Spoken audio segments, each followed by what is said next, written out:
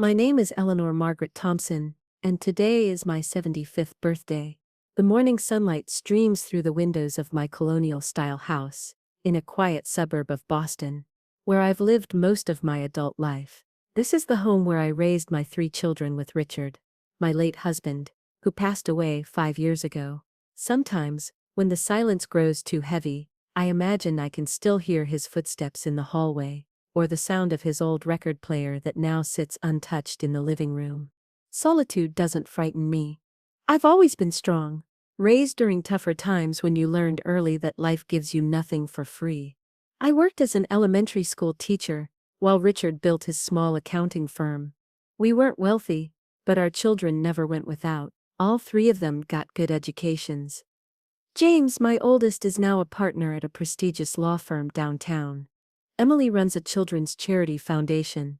And Michael, my youngest, works in tech, though he's never been able to hold a job for long. I glance at the clock, 8 in the morning. I prepare my usual cup of coffee and English muffin. Routine keeps me grounded. Since Richard died, I've learned to live at my own pace. I'm not expecting many birthday wishes today. James is perpetually swamped with cases. Emily only calls when she's rushing between meetings. And Michael typically shows up when he needs money. The phone rings, startling me. It's Michael. "Mom, happy birthday! Can I stop by this morning?" His voice has an unusual enthusiasm that catches me off guard. Typically, he calls with a hushed tone as if someone might overhear him showing affection toward his mother.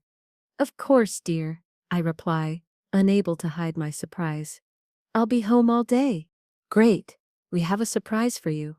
All 3 of us. It's your 75th birthday. We couldn't let it pass without doing something special. A surprise from all 3 of my children together." Something doesn't add up. It's been years since I've seen them in the same room. Not even at Christmas. The last time was at Richard's funeral. And even then, they couldn't avoid arguing about the inheritance. When I hang up, I sit pensively. An odd uneasiness creeps in, but I push it aside. They're my children, after all. Perhaps they've finally decided to be the family I always hoped we could be. I dress in my best outfit, a navy blue dress that Richard gave me for our 40th anniversary. I apply light makeup and arrange my silver hair in a neat bun. I want to look presentable for whatever they've planned. Maybe they'll take me to a nice restaurant or have prepared a small celebration. The doorbell rings at 10 o'clock sharp. Michael has never been punctual, another sign that today is different. I open the door to find my youngest son with a smile that doesn't quite reach his eyes. He's wearing an expensive jacket he probably can't afford, and holding a small bouquet of carnations. "Happy birthday, Mom," he says, kissing my cheek with the scent of expensive cologne, and something else I can't quite identify. Nervousness? "Thank you, dear. Come in, I'll make some coffee." "No time, Mom. We've arranged something special." "A day at a spa resort in the Berkshires. All paid for. You're going to love it." I eye him suspiciously. "A spa? Today?" "Yes, Mom. It's beautiful there. You'll get to relax, unwind. They have massages, hot springs, everything you need. But I haven't packed anything. I don't have a suitcase ready." "Don't worry. You can buy whatever you need there. Or you can pack a small overnight bag now. It'll just be a day or 2. Whatever you want. It's your gift." Something about his insistence sets off all my alarm bells. Michael has never been this considerate, and he certainly has never had money for luxury spa retreats. Where are James and Emily? Aren't they coming to wish me happy birthday first? We'll meet them there. They're working this morning, but they'll come for lunch. Another lie. I can tell by the way he avoids my gaze, but I decide to play along. If I want to discover what they're up to, I'll need to be clever. "All right, give me 5 minutes to pack a small bag." I go to my bedroom and gather some essentials in a small overnight bag. I also take my medications, my identification, and on impulse, Richard's wedding ring that I keep in my jewelry box. If my children are planning something, I don't want them to have access to the few valuables I have left. When I return, Michael seems impatient, constantly checking his phone. Come on, Mom. The car is waiting. What car? We hired a service. A driver will take you to the spa.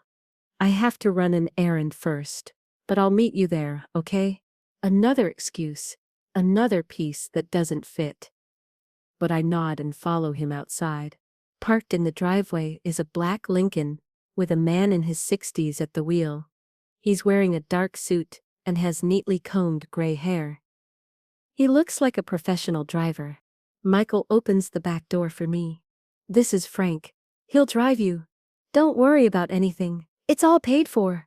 I get into the car with the distinct feeling I'm walking into a trap. The driver greets me with a polite, "Good morning, Mrs. Thompson," and a slight nod. Michael places my bag in the trunk and then, just before closing my door, leans toward the driver and says something he didn't intend for me to hear, but I catch it clearly. "Take her to Pine Valley Assisted Living. It's her last birthday with us. They have all the paperwork." My blood runs cold. This isn't a spa resort. It's a nursing home. And I'm not going for a visit, I'm being dropped off for good. My own son is abandoning me in a home without even having the decency to tell me to my face. The car pulls away, and I sit frozen, unable to react. I watch Michael making a phone call as we drive off, probably informing his siblings that the old lady is on her way out, that soon they can divide up my house, my savings, the memories of a lifetime. I look at the driver through the rearview mirror. His eyes meet mine, and I see something in them. Compassion? Recognition? I can't quite decipher it. "Where are you really taking me?" I ask, trying to keep my voice steady. "Wherever you want to go, Mrs. Thompson," he replies with an accent that isn't from New England. It sounds Midwestern. "My son said to take me to a nursing home." Yes, those were his instructions. "And do you always follow instructions?" A slight smile appears on his lips. "Not always, ma'am. In fact, hardly ever. There's something about this man that seems vaguely familiar, but I can't place him." The car turns, moving away from the highway that would lead us out of the city. We're not heading toward the Berkshires. "Do we know each other?" I ask, intrigued. "You don't remember me? But I could never forget you, Mrs. Thompson." The way he says my name with such reverence transports me decades back. And then, like a lightning bolt, I remember. "Chicago, 1987, I say, almost in a whisper. He nods slowly. "The hospital shooting. I was an orderly there." The images come back to me with painful clarity. I had gone to Chicago for an education conference. I was visiting my cousin, who was a nurse at Memorial Hospital, when a disturbed man entered with a gun. There was chaos, screaming, blood. I was younger then, had worked as a nurse before becoming a teacher. I helped as best I could, and among the wounded was him, a young orderly with a severe injury to his chest. "Frank," I say suddenly, remembering his name. "Frank Miller." "The same," he confirms. "You stayed with me for 2 hours, keeping pressure on my wound until the crisis team could get to me. The doctors said if it wasn't for you, I would have bled out." I'm speechless. It's been almost 40 years. How did you find me?" "I never lost track of you, Mrs. Thompson. After I recovered, I wanted to find out who you were.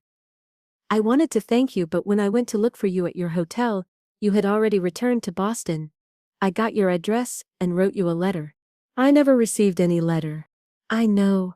I found out later it had been returned undelivered. By then, I had joined law enforcement and had access to information. I've kept a discreet eye on you all these years, never interfering in your life. Until today." "What do you mean?" "I've been watching your children for several months, Mrs. Thompson. I know what they're planning." A chill runs down my spine. "And what exactly is that?" "They have debts, all 3 of them. Substantial ones. James has been embezzling funds from his firm. Emily has been diverting money from her foundation. And Michael owes money to dangerous people. They've found a solution to their problems. I swallow hard, trying to process his words. "My own children, my flesh and blood. They've signed papers to have you declared mentally incompetent. They have a doctor on their payroll who's certified early-stage dementia. The facility they were sending you to isn't a regular nursing home. It's a psychiatric facility where they'd keep you sedated. Meanwhile, they'd sell your house and split the money. Tears begin to roll down my cheeks. A lifetime of sacrifice, of unconditional love, to end like this, betrayed by those I loved most. And how do you know all this? I've been a private investigator for 15 years. I have my methods. I've intercepted emails, recorded conversations, traced bank transfers. I have evidence of everything. Why are you telling me this? Why are you helping me? Because I have a debt to you that I can never repay. You gave me a second chance at life. Now I want to return the favor.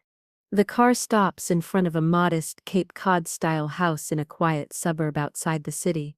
It's well maintained, with a neat garden and a view of a small lake. Where are we? My house. A safe place where we can talk and decide what to do. Nobody knows we're here. What to do? What can I do against my own children? More than you imagine, Mrs. Thompson. Much more than you imagine. He helps me out of the car and leads me into the house. Inside, everything is immaculate. There's a room with several computers and sophisticated-looking electronic equipment. On one wall, I see photographs, documents, diagrams connected with red threads, just like in detective movies. Please, sit down. I'll make some coffee. While Frank disappears into the kitchen, I approach the wall and examine the documents. I see photos of James leaving hotels with women who aren't his wife. Bank statements from Emily showing suspicious transfers. Images of Michael in what appears to be an underground gambling den. And at the center of it all, a copy of the document declaring me incompetent, with a signature purporting to be mine but obviously forged. I feel my legs giving way and collapse onto the sofa. Frank returns with 2 cups of coffee. I know it's hard, Mrs. Thompson. But you needed to see the truth. How long have you been planning this? Watching them? Almost a year. I knew they were up to something, but I didn't imagine they'd go this far. 3 weeks ago, I intercepted an email from James to his siblings detailing the plan. That's when I decided to step in. What do you suggest I do? Report them to the police? They're my children, despite everything. I understand your dilemma, but you need to understand something. If you do nothing, they win. They'll lock you away in that place and sell everything you own. It's not just about money, it's your freedom, your dignity. I sit in silence, weighing his words. All my life I've been a peaceful, understanding woman. I always forgave my children's mistakes, always there when they needed me. But this isn't a mistake, it's premeditated betrayal. What do I need to do? I finally ask. Frank smiles slightly. Fight back. Intelligently. He stands and goes to one of the computers. He types something and then shows me the screen. I've prepared 3 letters, one for each of your children. In them, we explain that we know what they were planning and give them an ultimatum. Either transfer a certain amount of money to a specific account within 48 hours, or we'll send all the evidence of their illegal activities to the appropriate authorities. Are you suggesting I blackmail them? I'm suggesting you give them a chance to make amends. If they truly care about you, if they have any remorse, they'll pay. If they don't, at least you'll know definitively what kind of people they are. I read the letters on the screen. They're cold, precise, uncompromising. Nothing like the loving mother I've always been. But perhaps that mother no longer exists. Perhaps she died this morning when I heard Michael say this would be my last birthday with them. The letters will be sent by courier this afternoon. They'll reach their recipients tomorrow morning. In the meantime, you can stay here. It's a safe place. What if they decide to come looking for me? They don't know where you are. As far as they're concerned, you're on your way to Pine Valley. When they discover you never arrived, they'll worry, but they won't know where to find you. And then what? What happens after the 48 hours? Frank looks me directly in the eyes. That will depend on them. And on you. That night, I barely sleep. I lie awake staring at the ceiling of the guest room, reviewing my life, every decision, every sacrifice. Where did I go wrong with my children? When did they become these people capable of betraying their own mother? Or were they always like this, and I was too blind to see it? At dawn, I hear Frank moving around the house. I get up and join him in the kitchen, where he's preparing breakfast. Good morning, Mrs. Thompson. How did you sleep? Not much, I confess. Too many things on my mind. Understandable. But you need to keep a clear head today. The letters are on their way. We eat in silence. The coffee is strong, just how I like it. The toast crisp, small pleasures that now seem important. I bought you a new cell phone, says Frank, placing a small device on the table. It's set up to receive calls only from your children. If they decide to contact you, they'll call this number. All calls will be recorded as evidence. Do you think they'll call? Without a doubt, the question is what they'll say.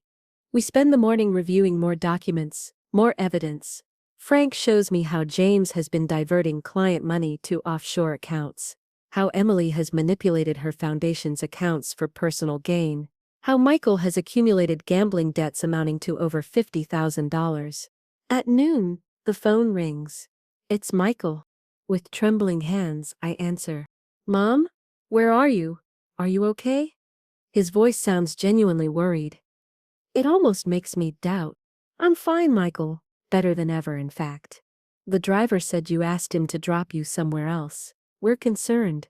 Where are you? Concerned? Or rather upset because your plan failed? Silence on the other end of the line. I don't know what you're talking about, Mom. We just wanted to surprise you for your birthday. A surprise? Is a psychiatric facility your idea of a surprise? I heard you, Michael. I heard you tell the driver it was my last birthday with you all. More silence. Mom, I think you've misunderstood something. Why don't we meet and talk about this face to face? We don't need to meet.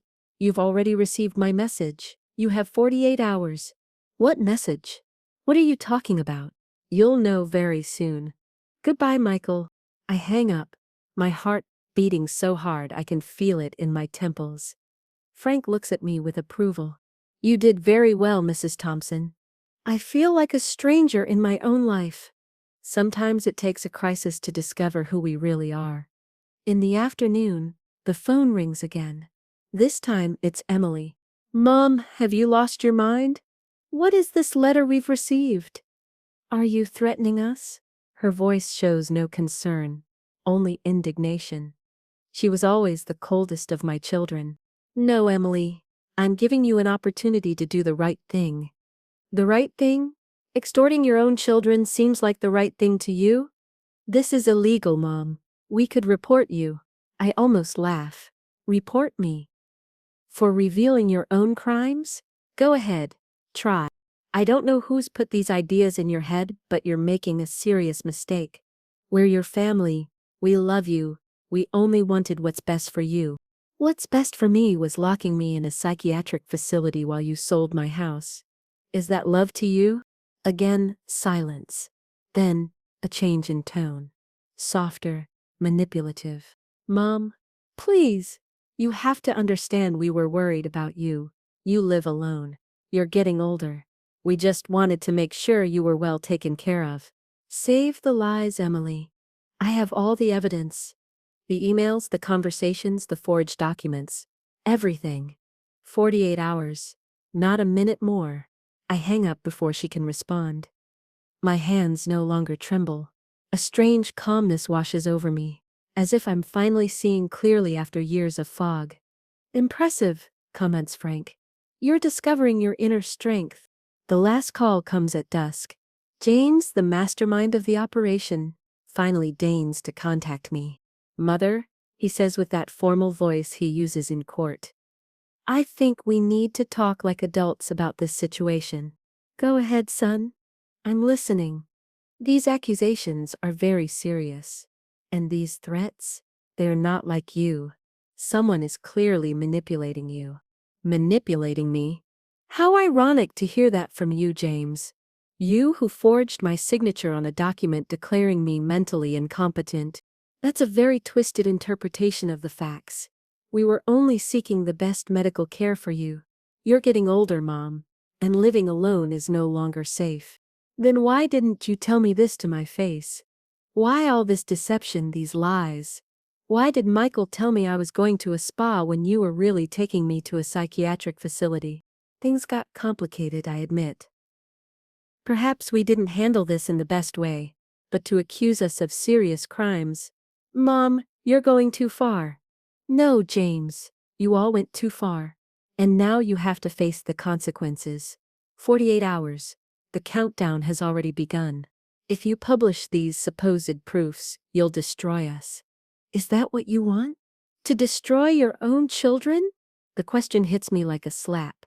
For a moment, I hesitate. Is that what I want? Revenge? Destruction? No, James, I don't want to destroy you. I want you to learn that your actions have consequences, that you can't treat people, not even your mother, like disposable objects. If you transfer the money, I'll give you a second chance. If you don't, I let the silence complete my threat. Then I hang up, exhausted but strangely empowered. Frank looks at me with a mixture of admiration and compassion. You did very well, Mrs. Thompson. Very well. Do you think they'll pay? Honestly, no. People like them rarely admit defeat until it's too late. But you've given them a chance, which is more than they gave you. That night, I sleep deeply for the first time in a long time. It's as if an enormous weight has been lifted from my shoulders.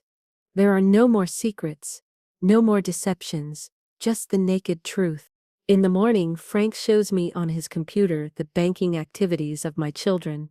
As he predicted, they've started moving money, but not to the account we indicated. James has transferred a large sum to an account in the Cayman Islands. Emily has emptied her foundation's accounts. Michael has withdrawn all the cash he could from his credit cards. They're running, says Frank. They're preparing for the worst. And now what? Now we wait. They have until tomorrow at noon. Time passes slowly.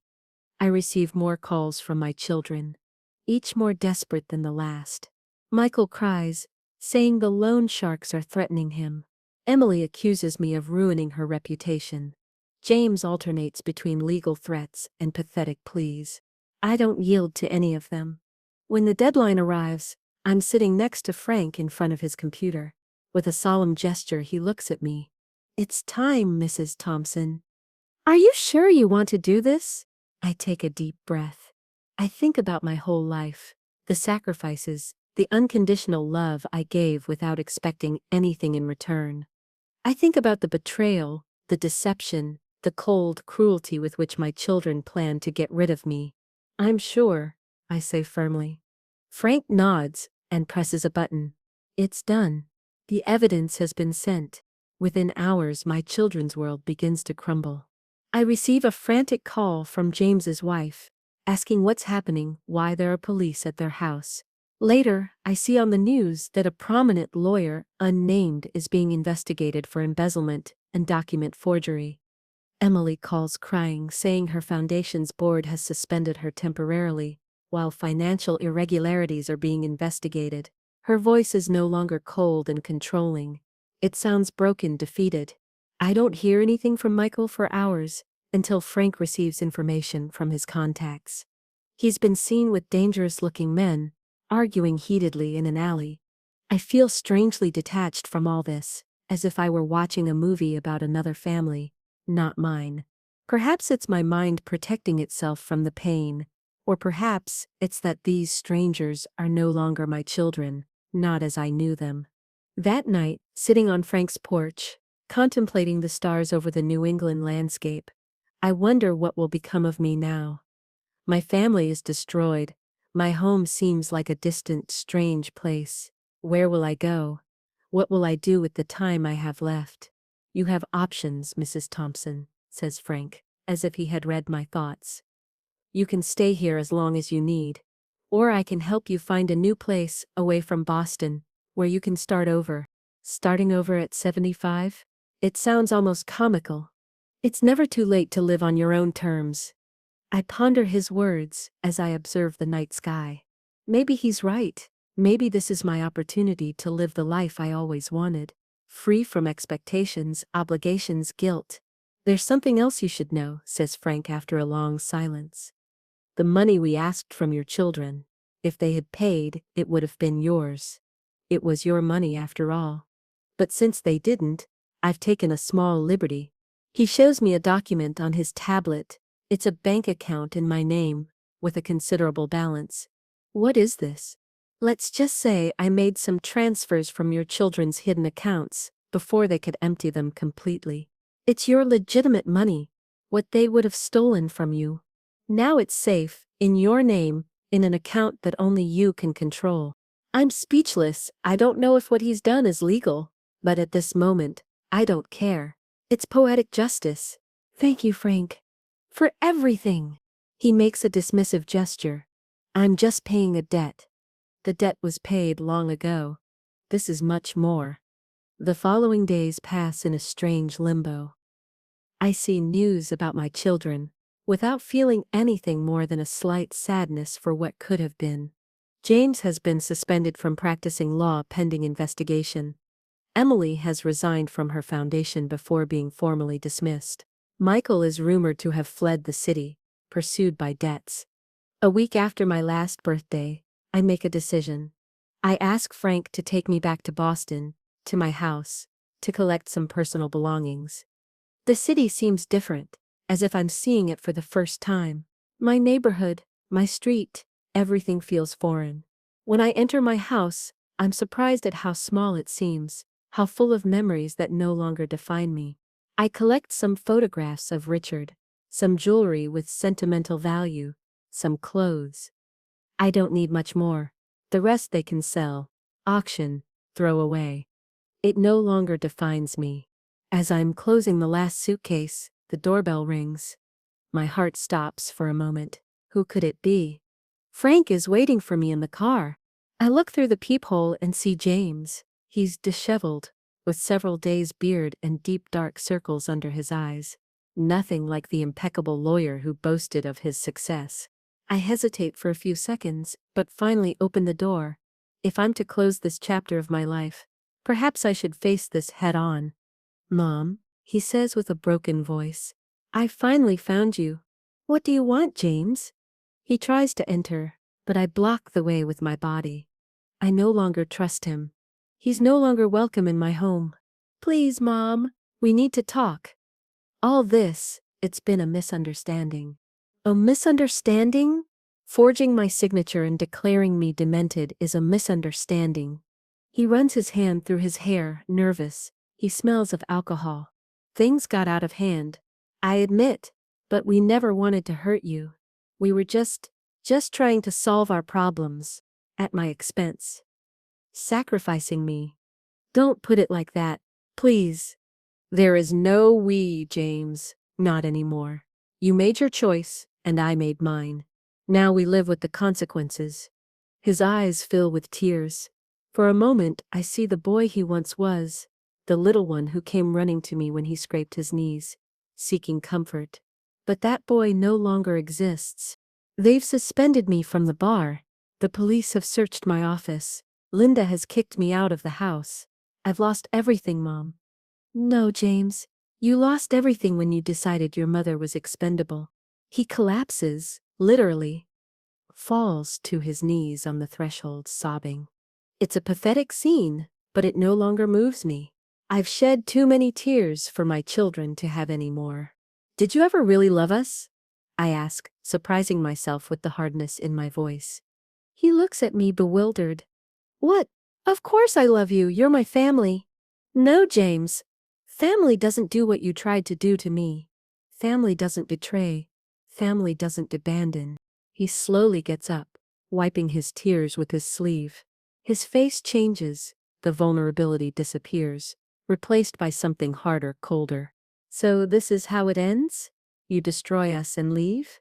You destroyed yourselves. I just exposed the truth. And where will you go? What will you do? You're an old woman, Mom. You need us. I laugh, genuinely amused for the first time in days. You'd be surprised how little I need you now. Goodbye, James. I close the door, ignoring his calls and knocks. Eventually he gives up, and I hear his footsteps moving away down the hallway. I pick up my suitcase and take one last look at the house where I lived for so many years, where I raised my children, where I loved Richard. Then I leave, closing the door behind me, without looking back. Frank waits for me in the car, vigilant. "Everything okay, Mrs. Thompson?" "Yes," I reply with surprising serenity. "Everything's fine." As we drive away, I see James on the sidewalk, watching us leave. I don't raise my hand to say goodbye. Some farewells are final. "Where to now?" asks Frank. I think about the options I've been considering these days. I could stay in the city, in a smaller apartment. I could move to a coastal town. I always liked the sea. I could even travel a bit, see places I always wanted to visit, but never had the chance. West, I decide. Maybe California. I've always wanted to see the Pacific. Frank smiles. "California is beautiful in spring. I know a small house in Carmel with an ocean view. It could be a good place to start over." Start over, I repeat, savoring the words. At 75, life takes many turns, Mrs. Thompson. And sometimes, second chances come when we least expect them. As we leave Boston behind, I think about all I've lost, and all I've gained. I've lost my children, it's true, but perhaps they were never really mine. I've lost my home, my routine, my identity as a selfless mother. But I've gained something more valuable. I've found myself. The woman who always existed beneath the layers of obligations and expectations. The strong woman who could face betrayal and emerge victorious. A week later, I'm settled in a small beach house in Carmel. From my deck, I can see the Pacific Ocean stretching to the horizon, a spectacle that never gets old. I've met my neighbors, a retired professor couple and a young artist. They've welcomed me, without questions, without judgments. Frank visits occasionally, making sure I'm okay.